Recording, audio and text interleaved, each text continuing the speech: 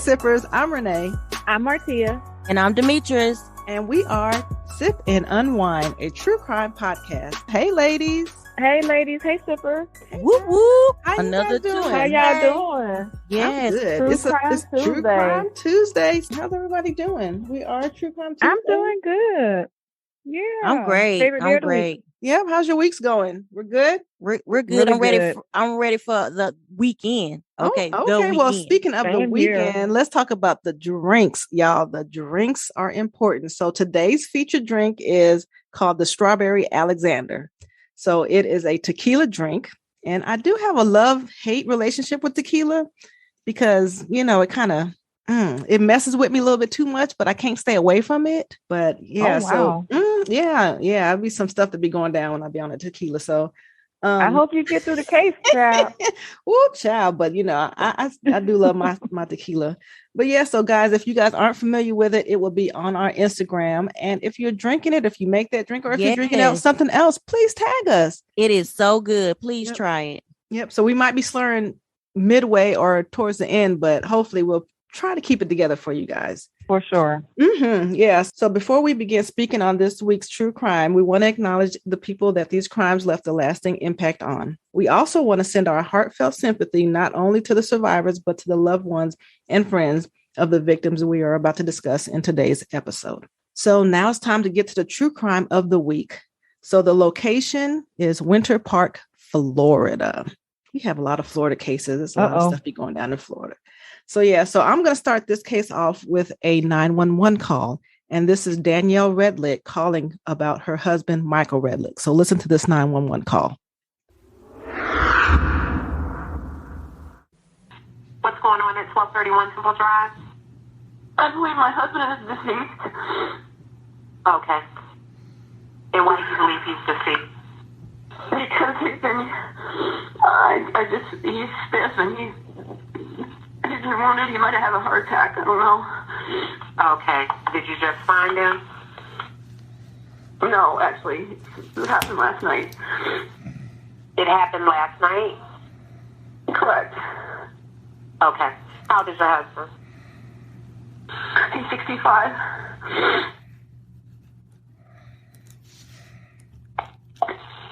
Second.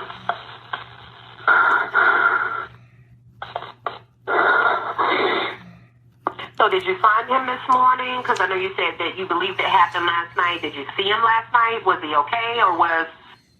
He was not okay last night. We had altercation, and he stabbed himself, and I ran into the bathroom, and then when I came out, I tried to help him, and I saw he was lying in blood. And then I tried to help him, and I couldn't. Correct, yes. And then I tried to help him, and I woke up with sitting up next to him, and I've been trying to figure out what to do. Right. I got you. I'm going to get you some help, hon. So you all had an altercation last night, correct? Yeah. All right. What's your name? Danielle. Are there any weapons on scene now? A knife. A knife? Mm-hmm.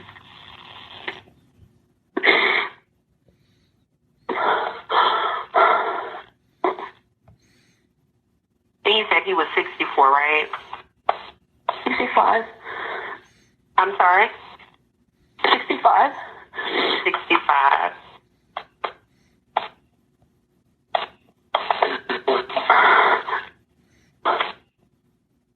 So, okay. Go ahead and give me your first name again, because I don't want to call your name. Danielle. Danielle. Okay, so Danielle, let me ask you this. So, did he stab himself last night and he passed last night, and you just didn't know what to do? Correct, I believe so, yes. Okay. Were you all drinking? He was. He was? Yes, he was. And altercation was the night before, too, but I left the house and took my children with me because he was drinking them, too. Mm-hmm. Were your kids there last night during this altercation? No, they were not. They were not here, and they're not here now. I know you first said that you thought he had a heart attack. So do you think it was a heart attack, or do you think it was due to the stabbing that he passed away? Probably the stabbing triggered it, I guess. I don't know. It's a shoulder wound. You say it's a shoulder wound? Right. I'm just getting all this information.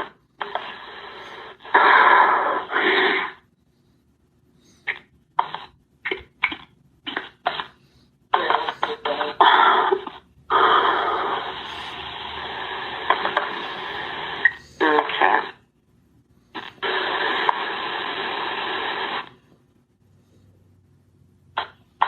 How old are you, hon? I'm 45.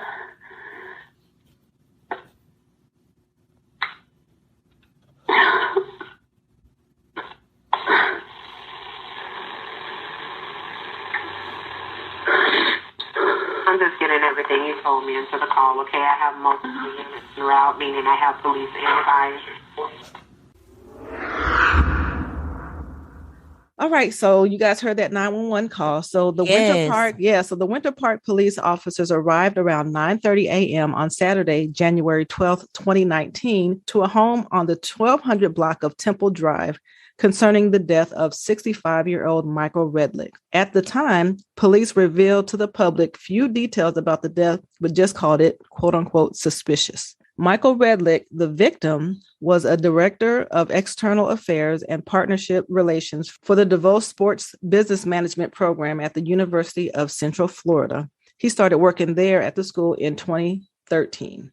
He previously worked in marketing with the Indianapolis Motor Speedway, the Cleveland Browns, the Memphis Grizzlies, among other teams and organizations, according to his biography on the school's website. He and his wife, Danielle, shared that home along with their daughter and son, ages 11 and 15. So 11 days after the murder, on January 23rd, so I'll tell you, at that time, they didn't arrest Danielle, the wife. I guess they just went on with the investigation. So she was free and everything. They let her go. So 11 days after the murder, on January 23rd, 2019, Danielle, age 45 at the time, she was arrested.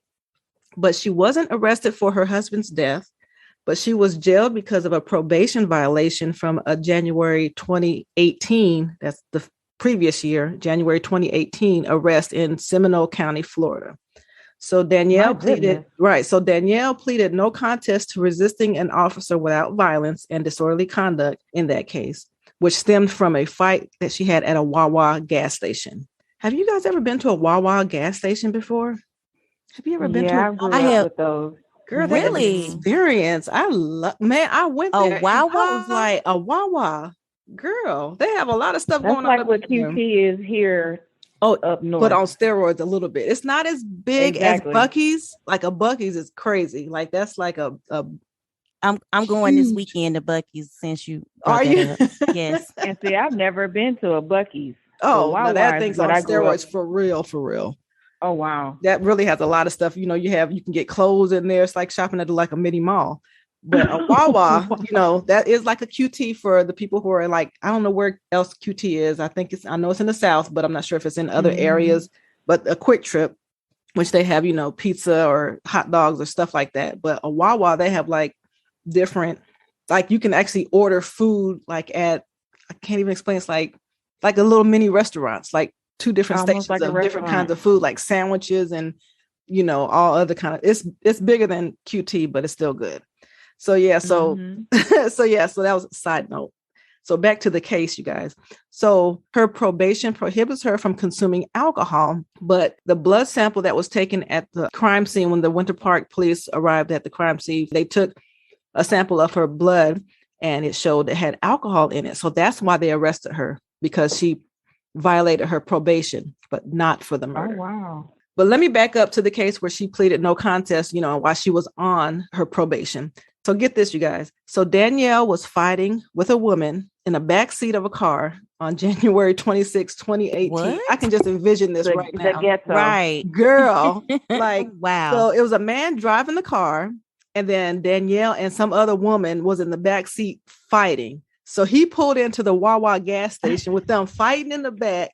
And I guess he got involved in some way or somehow. I don't know, but somebody called the police. I'm not sure who called the police, but when deputies arrived, all three of them, the man, the woman, and Danielle, were all covered in blood. Like, can you imagine? If that ain't some hood, man. Right. Oh my goodness.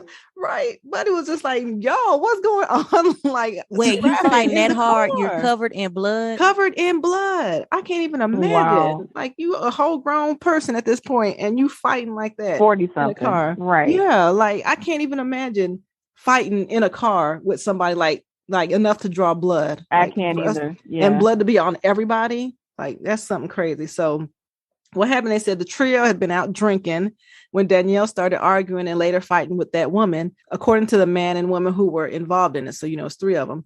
So the man was saying this. So not only did Danielle fight in the car, but she also later fought with the paramedics and the deputies when they came to the scene.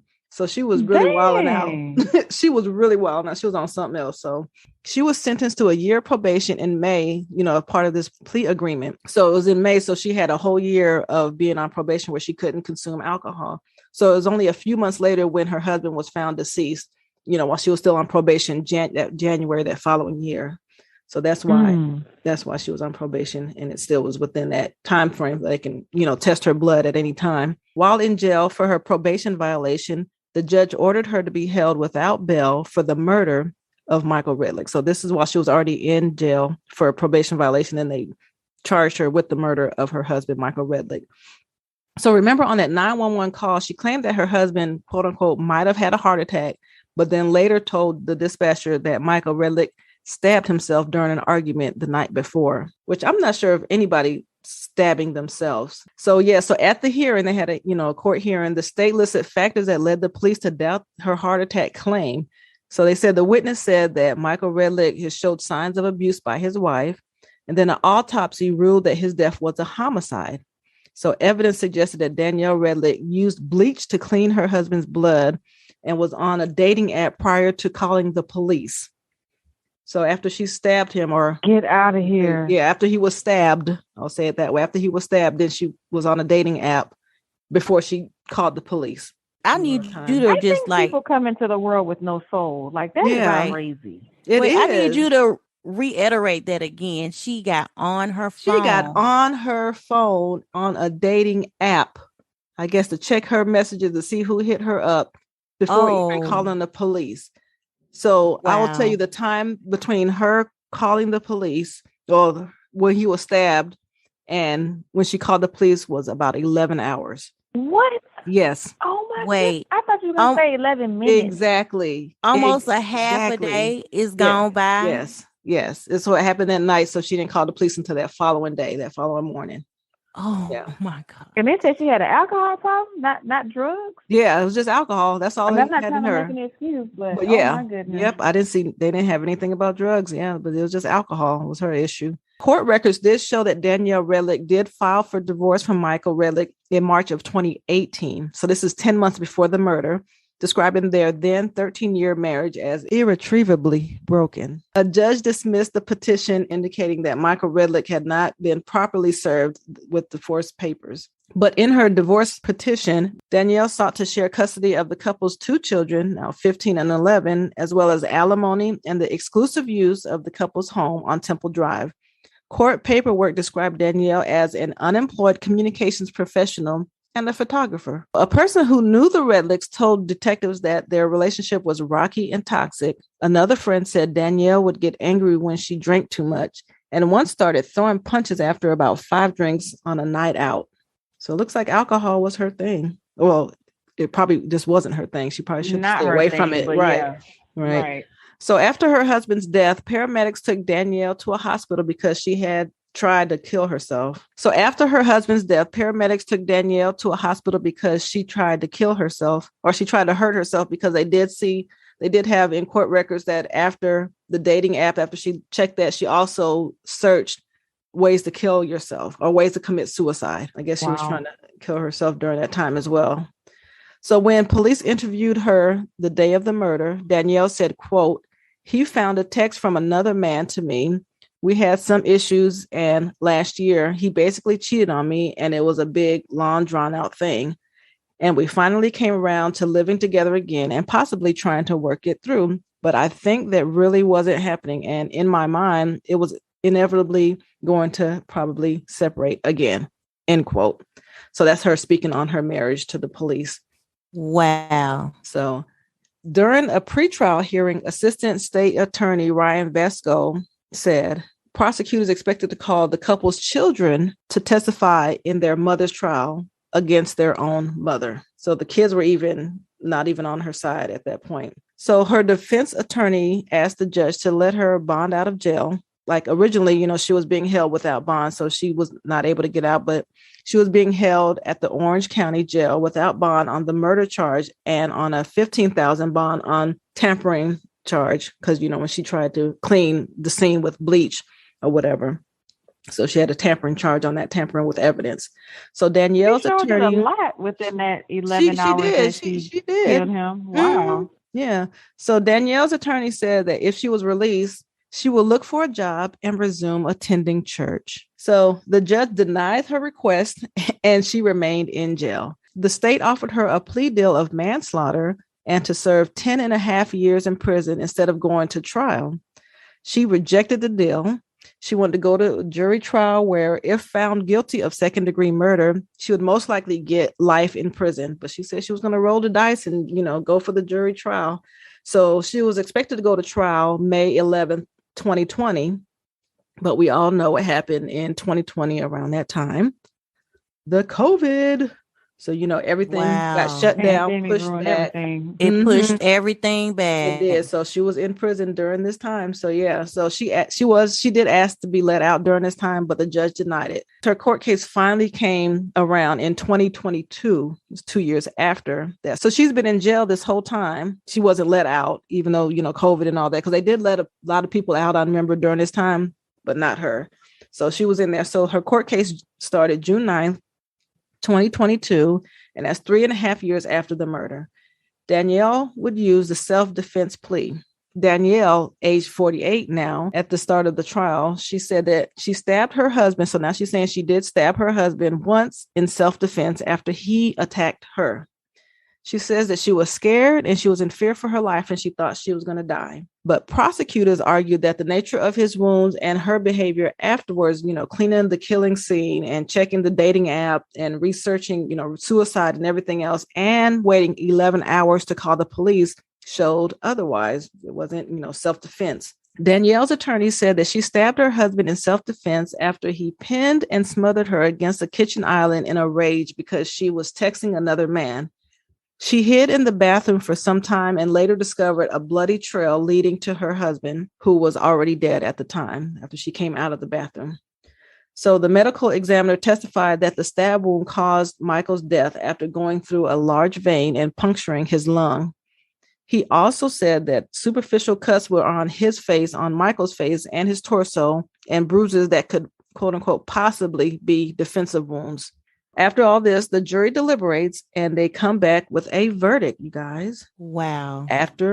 She really stuck with that story that he stabbed himself. She did. Well, no, she said that he stabbed. She didn't claim that she stabbed him after that. After they went to trial, she said that she claimed that she stabbed him, but it was in self-defense. Oh, okay. She did. Because he was trying to kill her, or at least she said that she thought he was going to kill her. She was charged with 2 counts. The first was second-degree murder and the second was tampering with evidence. For tampering with evidence, she was found guilty of that charge. For second-degree murder, she was found not guilty. Shut the front door. Child. Shut the front door. Right. What? It's like, how?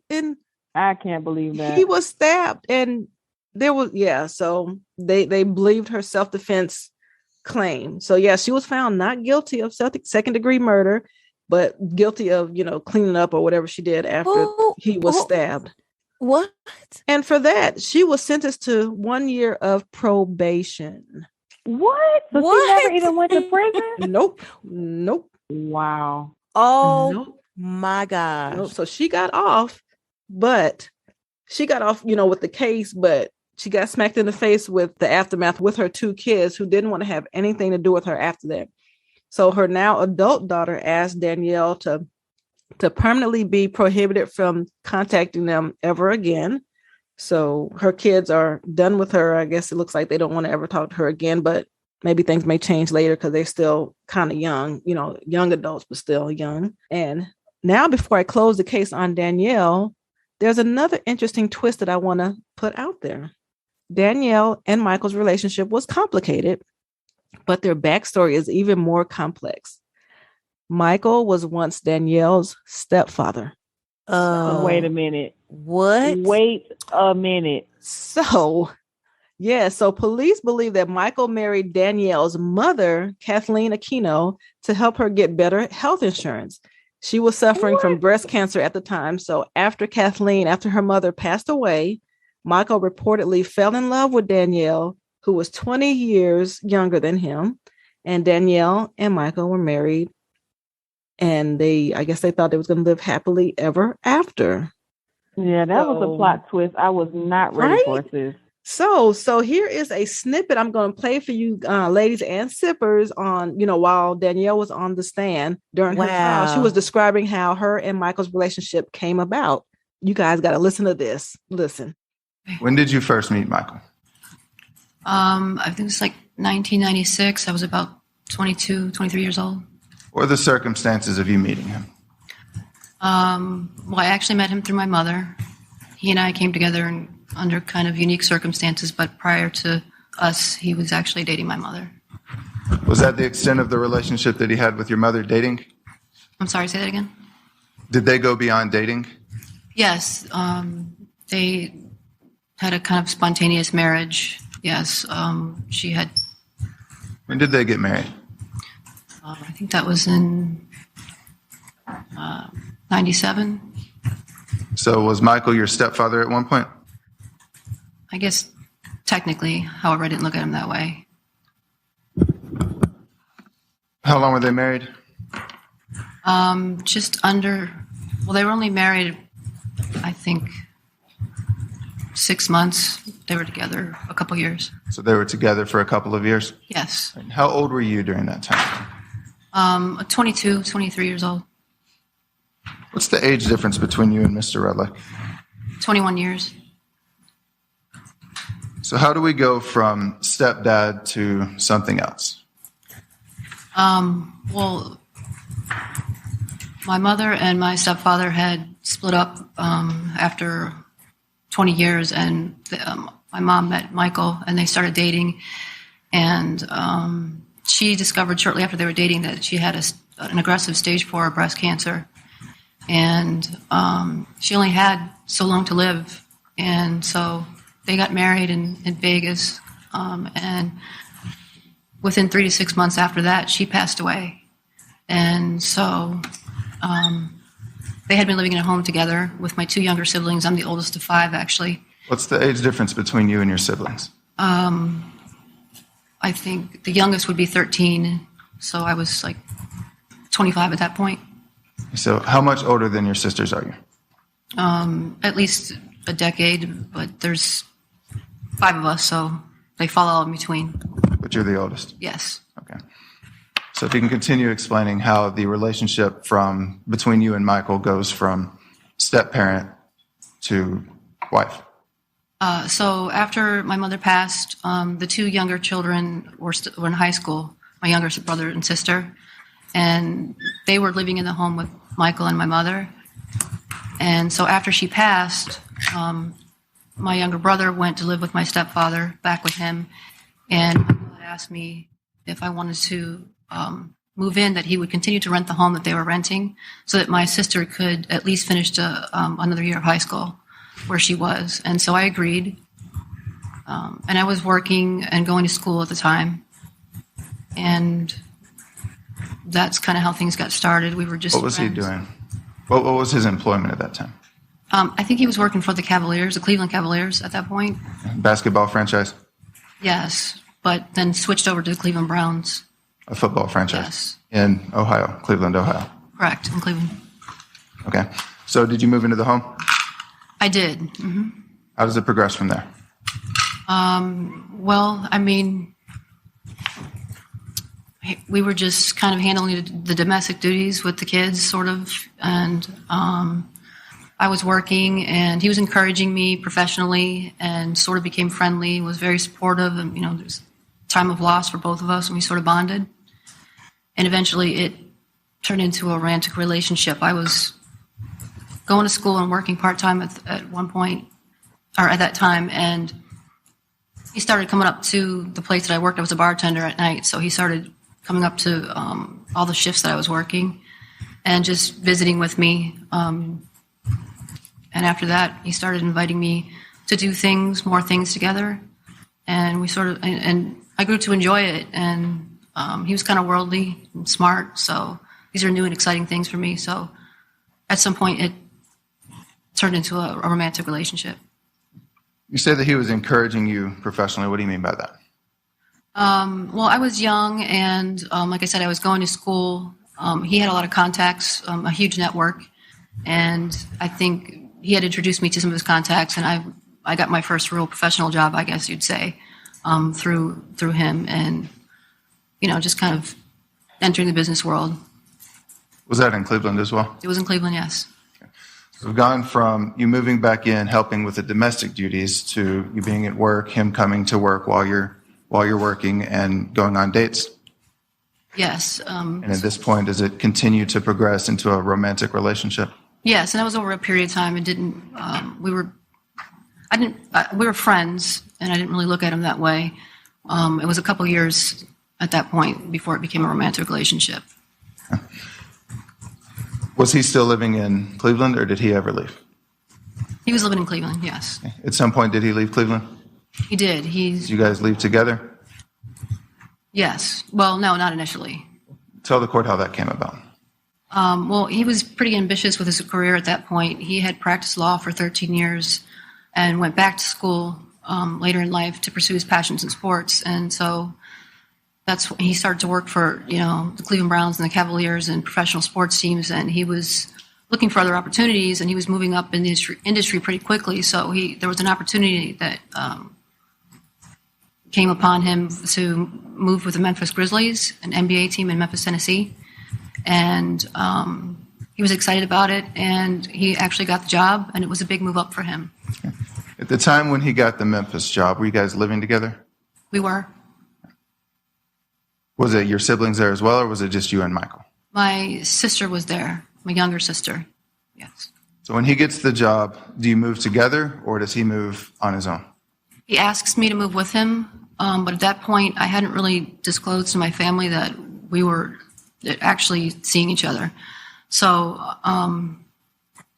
I wasn't entirely comfortable with it, just because he had been with my mother, and it was just kind of a little bit weird. So I told him no, that I wanted to also stay back with my family. My entire family lived in Cleveland, so I wasn't willing to do that at that point.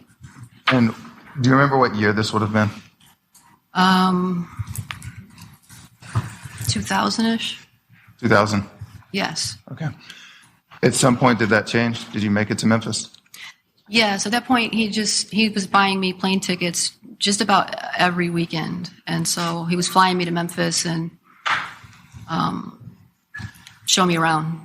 And so I think after a year of that, one time he picked me up at the airport, and he said he had a surprise, and he took me to a place called Mud Island, where it's a beautiful neighborhood on the Mississippi River in Memphis. And he pulled up to a home, and he went inside, and he said, "I bought this for us." And it was a beautiful house. It had a pool, and it was on the river. And so from there, I went ahead and made the decision to go ahead and move to Memphis. So you're there on a visit, and he told you that he'd already bought a home for you? Yes. Or for you together? Right. Okay. At this point, how was the relationship? It was good. I mean, like I said, odd circumstances how we came together, but it was good. We enjoyed our time together. And how did the rest of the family view this at that point? I think the sister that was living with us, I think she took it kind of hard, which I don't blame her. I think people were a little bit shocked, but other than that, didn't have much to say about it. Oh, this is a very messy case. Oh, you gave a curveball for real. Right. So you guys heard that for the trial, how it all came about. So I mean, I can see how it kind of happened, but it's still kind of gross. Terrible though. It's still kind of gross to me. Kind of weird. Yeah, because it's your stepdaddy and he's much older, so I wouldn't even know how you can. Ugh. But I mean, we're gonna close the doors on this case right now because I mean she's free as a bird. I mean, she's free. She's free as a bird. She out there. You got a slap on the wrist, basically. Pretty much. And just a year of probation. I mean, I'm sure she can do that in her sleep now that she was in jail for those, was it 3.5 years waiting for trial? And exactly. Probation is nothing. Yeah. Like I'd be like, fine, as long as I can go home in my bed, so she's out there. So yeah, we are going to turn the corner on that. And okay, so here is a quickie we're going to do. I'm not sure if you ladies heard about this case. It just came about, I think in the last week or so, it kind of got popular. And I'll just read the headlines and you let me know if you guys heard about this one. A teen human trafficking victim ordered to pay $150,000 to a family member of her alleged rapist after stabbing him to death. Did you hear about that? Oh, no, I didn't hear about that. I did. And I can't wait till you indulge in this one because I want to hear this. Yes, the full story. So this is from the New York Daily News that I'm getting this information from. But so I'll read a little backstory on what this happened or how this came about. So she's 17 years old now. She's a 17-year-old human trafficking victim who stabbed her alleged rapist to death June of 2020. So that was 2 years ago. And she will avoid prison time, but has been ordered to pay the man's family $150,000. Piper Lewis was sentenced after pleading guilty last year to an involuntary manslaughter, willful injury for the death of 37-year-old Zachary Brooks. Piper, who was a 15-year-old runaway, escaping an abusive mother when a 28-year-old neighbor took her in from the Des Moines apartment building hallway where she was sleeping. So just hearing that is just sad. Just think of a 15-year-old runaway and she was living or she was sleeping in a hallway on the floor in an apartment building. So this neighbor, he then forced her into sex trafficking, renting her out to other men through dating apps. So Piper told officials that Zachary Brooks raped her repeatedly for weeks before the fateful encounter, when her trafficker forced her at knife point to go to his apartment. After Zachary raped her once, Piper grabbed a knife from the bedside table and stabbed him more than 30 times. Prosecutors argued that despite the assault, Zachary was not in an immediate danger to Piper because he was asleep at the time. So Iowa is one of just a few states that does not have a safe harbor law that protects the juvenile victims of sex trafficking from prosecution. Oh, that's so terrible. Yeah. That is freaking disgusting. It's disgusting. It really is. So while in the juvenile detention center, Piper earned her GED and she designed a jersey for a minor league basketball team, her lawyer said in court, which is pretty dope, actually, think about it. I'm hurt that she has to pay money. Yeah. Polk County District Judge David Porter, though, continued asking her to recount the choices that landed her in court, which is crazy. I mean, I just can't even imagine. He keeps asking her what choices, recounting the choices that she made that landed her in the courtroom. Like he's asking her what choices. She is a whole victim. Her body, and she escaped the abuse, and then this man comes and bothers her while she's sleeping, homeless, basically. And he's trying to blame her for her. And behavior. the judge is going to ask her, you know, about recount the choices. The choices. I'm just about that word. The choices that landed her in the courtroom. Meanwhile, this man has sold her body like cattle. Yes, and this happened 2 years ago. She's 17 now. 2 years ago. Even at 17, you don't. It's like you blaming the victim. Why would you do that? You know how we hear stories and we go, well, why didn't the woman leave? You know, that's what we're thinking. That judge is 20 times worse than somebody. And she was a minor. She was 15. That's what I'm saying. Still a baby. Mm-hmm. Wow. And it's amazing how we're called the United States. But then every state has these different set of laws. That's just unbelievable. It's And it we doesn't never talked about this case, I would have never known what Renee was just saying about the laws there. That's pretty sick. Yeah, and she was sex trafficking. This basically. is Iowa. Yeah, this is Iowa, and she's a young Black woman. I'll say that. And this is the judge. This is what the judge says to her. So this is a quote. So the next 5 years of your life will be full of rules you'll disagree with. I'm sure of it. This is the second chance that you've asked for. You don't get a third. Like, this is what he says to her. This is the second chance you asked for. He make it sound like she was the criminal. You don't get a third chance. You don't get a third chance, as if she's some grown person doing something. Right. She's a whole victim. Yeah. So the judge sentenced Piper to pay $150,000 in restitution to Zachary Brooks's family and 200 hours of community service a year for 3 years. He also ordered Piper to wear a GPS ankle monitor. Now, where's she gonna go? I mean, that's so sad. I know it. It's just treating her as if, like, can you? She was 15 when somebody put her, and I'm just so angry about this case. It just me too. I'm that's so heartbreaking to hear. You just blaming the victim.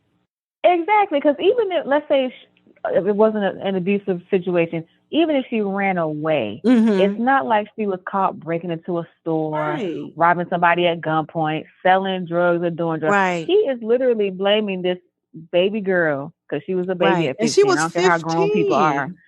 15. Being on the street and someone came and violated her, and he's blaming her as if she was the person out here causing hell. That's pretty sad. Yeah, and the thing is, if I was Zachary Brooks's family, I would be like, I don't want that money. Like, no, you don't. You know, and I don't know how they stand, what their stand on this is, but I wouldn't even want that money. I'm like, no, he's disgusting. That judge needs to be disbarred. Am I saying that right? You're evil. That is wicked. Yeah, it is. You are blaming that girl like that was her decision. Yeah, I'm gonna go out here, run the street, sell my body, right? And then I'm gonna kill the next like if she broke into somebody's house and killed him or something like that. Like, no, like, yeah. So I did a follow up, and I just wanted to see, you know, where this case was, or not this case was, but where Piper was, or what was going on after that judgment of $150,000. So hundreds of thousands of dollars have poured into a fundraising site for the human trafficking victim.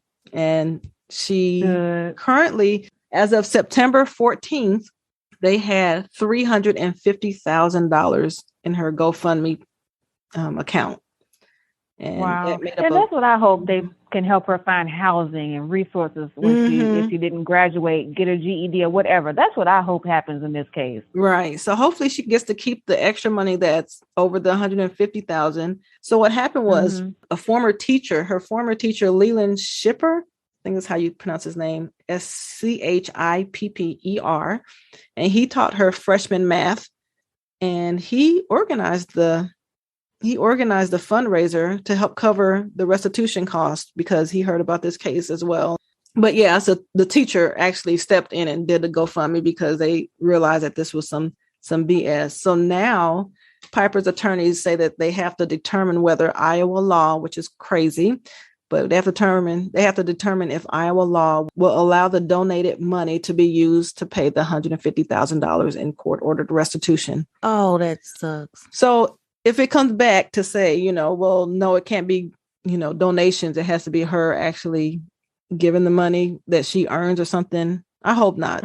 But, you know, because of this crazy law that is even in place, there's no telling. So I don't know so I'll have to keep up with that and see where it goes. And hopefully she is able to use that GoFundMe money.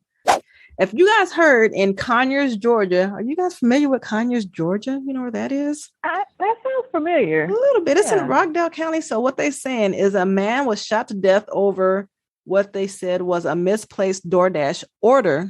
Did you hear about that? Wait a minute. No. What? When did this happen? Like last night.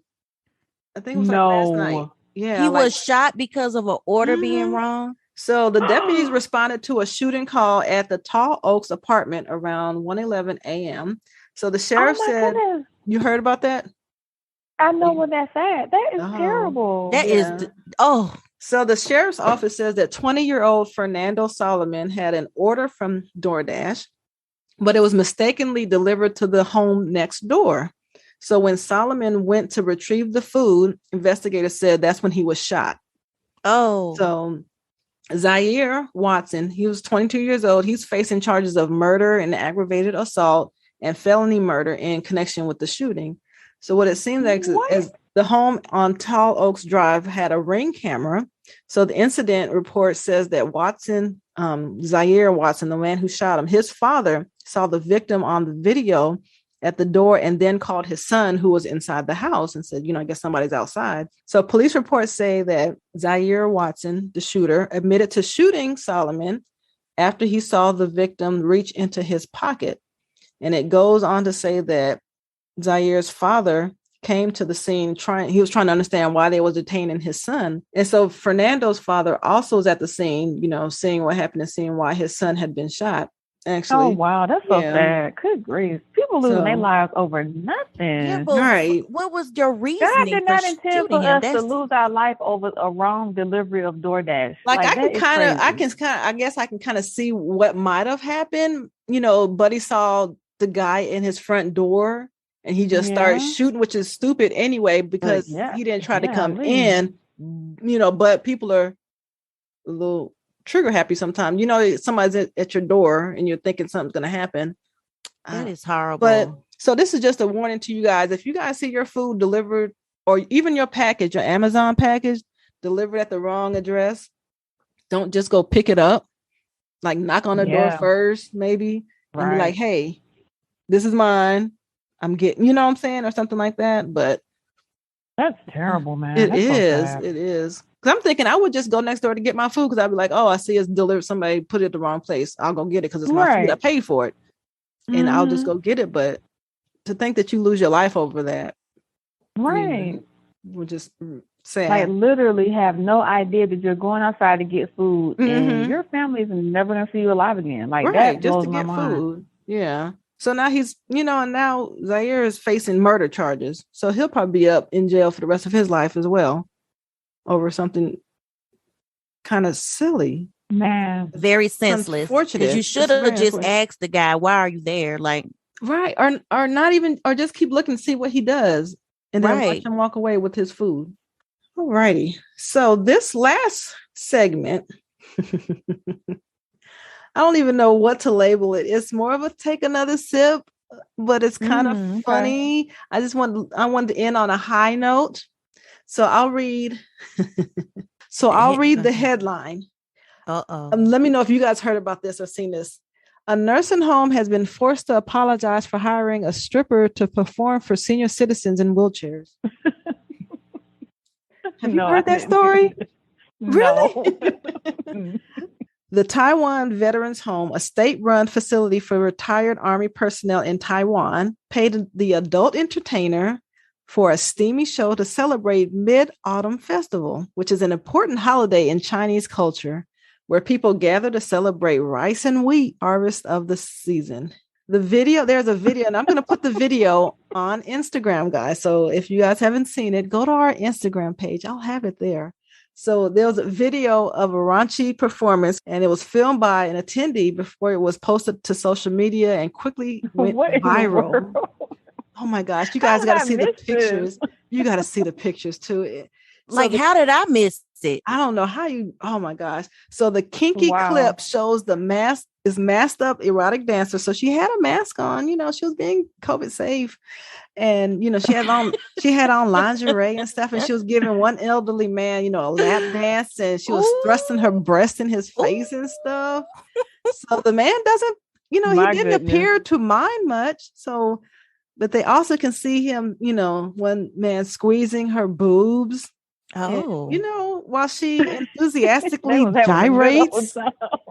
Girl, okay, that's a little bit more touching than it is in the actual Players Club. You know, so what I'm saying? Other nursing home residents clapped along, and they seemed to relish in the raunchy show. Nobody had a problem with that. Well, all right. The senior care facility was hit with a backlash of people saying that, it was wrong and they shouldn't have done that. And, they could have killed them or something like that, thinking about, I guess, a heart attack or something. I don't know.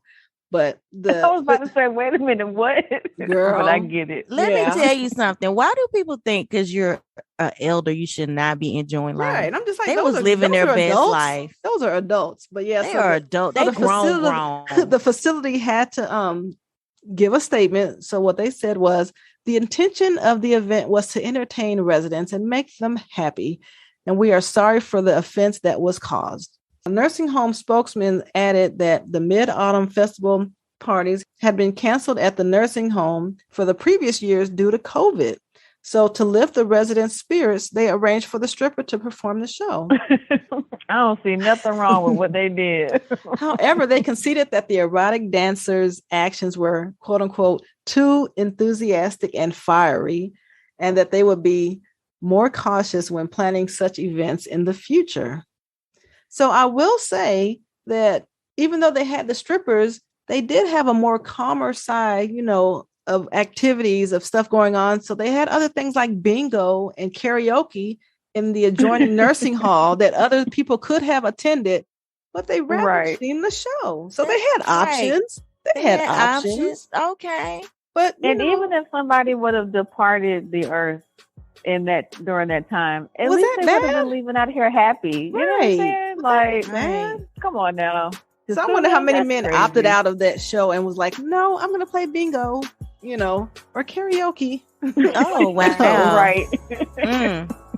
Yeah. So with those strippers and all that, we hope that they had a good time with their lap dances, and hopefully they can get a couple more.